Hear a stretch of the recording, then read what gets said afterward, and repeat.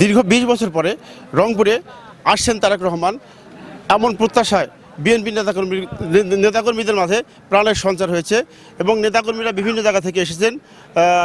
লক্ষ লক্ষ নেতাকর্মী এই রংপুর ঈদগাহ কালেক্টর ঈদগাহ ময়দানে উপস্থিত হয়েছেন। এখানে বেশ কিছু নেতাকর্মীর সঙ্গে কথা হয়েছে এবং তাদের সঙ্গে কথা বলে যেটুকু জানতে পেরেছি সেটা হচ্ছে আগামী দিনে কলকারখানা, কৃষিতে উন্নয়ন এটুকুই ঘটাবে হচ্ছে তারেক রহমান, এবং এই বার্তাটুকুই তারা শোনার জন্য দীর্ঘক্ষণ ধরে অপেক্ষা করছেন। এখানে আমার পাশে বিভিন্ন নেতাকর্মী আছে, তাদের কাছ থেকে একটু শুনতে চাই। ভাই, আপনার নামটা একটু বলতে। আমার নাম ডাক্তার মমিনুল ইসলাম, গাইবান্ধা ৪ গোবিন্দগঞ্জ থানা। আমাদের নেতা শামীম কাসাই লিঙ্কন।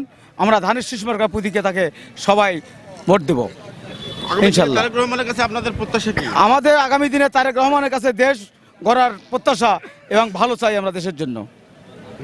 যেমনটি বলছিলাম, আগামী দিনে বিএনপি চেয়ারম্যান তারেক রহমানের কাছে তারা চাচ্ছে হচ্ছে শিল্প কলকারখানা এবং কৃষিতে যেন উন্নয়ন ঘটে, এমনটি আশা করছেন আনোয়ার হোসেন, রংপুর থেকে।